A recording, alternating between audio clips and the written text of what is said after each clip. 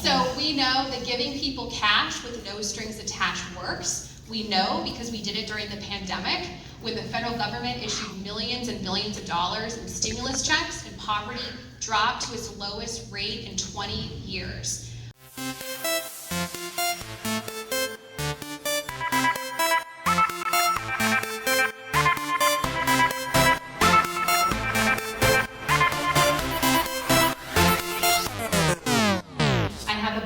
That will require that if your firearm is lost or stolen, you have to report that to law enforcement within 24 hours. We model it after actually Seattle ordinance that's on the books. And I'm really pleased to tell you that it passed out of the Judiciary Committee yesterday with one Republican vote. It is a bipartisan bill. Working on it. The other big bill I'm working on is including fertility benefits in our base health insurance in Washington State. And I had no idea how many messages I would get from all across the state from families that want and need this. You know, I'll just say honestly, like, I have access to these benefits because my husband works at Google. You should not have to work for a large corporation, including some of the biggest tech companies in the world, to have access to basic benefits that help you build a family when, for instance, you've been impacted by cancer and you can't have children anymore. Right? If you are LGBT and require the use of donated eggs or sperm or a surrogate to have a kid. These are basic rights of Washingtonians to build a family, and those should be included in base health benefits. We hope we'll get there this year.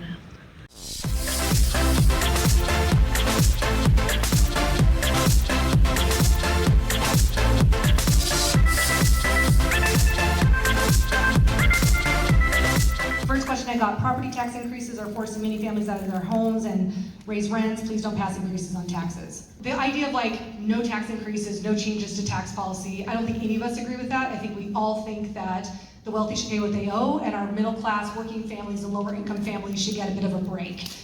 Because we have not the worst tax code in the nation, the second worst tax code in the nation. Because we passed the capital gains tax and the working families tax credit together, we closed the gap between our lowest income families and our highest income families by 2 points. So rather than that gap being 6 times, it's 4 times. And I know that that is still a lot, which is why the work continues, but folks, we are making progress. On property taxes specifically, I want to be really honest. The 1% growth limit lid that has been in place for many years was the result of a Tim Eyman initiative. I do not support it. So many of you may know that a repeal of the Climate Commitment Act has qualified for the 2024 ballot as an initiative to the legislature.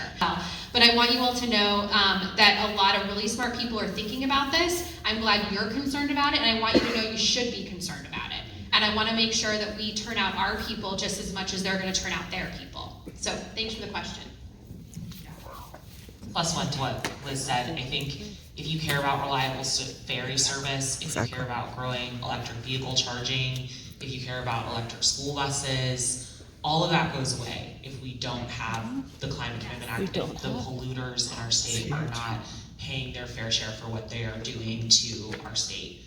How do you include dissenting views in all of your discussions about bills and solutions? So this is a great question, and I absolutely agree that our country has become so much more polarized and uncivil, which I think is such a sad thing, right? I think the number one thing that I try to lead with is always listening to both sides. And I do this by meeting regularly with my Republican counterpart, listening to the priorities that her and her caucus have and seeing how I can help her achieve those in a frame where I can support them. I think also listening to our counterparts on the other side of the aisle when they have ways of improving, they have ideas for improving bills. And I can't imagine how difficult it could be serving in the minority party. And I want to lead with that empathy and understand what that feels like, and that they want to be heard just as much because they represent people as well in their communities, and they want to go back and tell them how they've achieved wins for them in that way.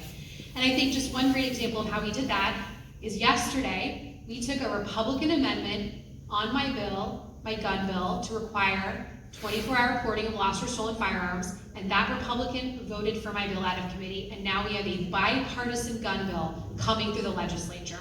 What an achievement. The other thing that we do to work in a bipartisan way, we have fun with our colleagues. Representative Reed and I are 2 of the 4 hosts of bipartisan legislative karaoke.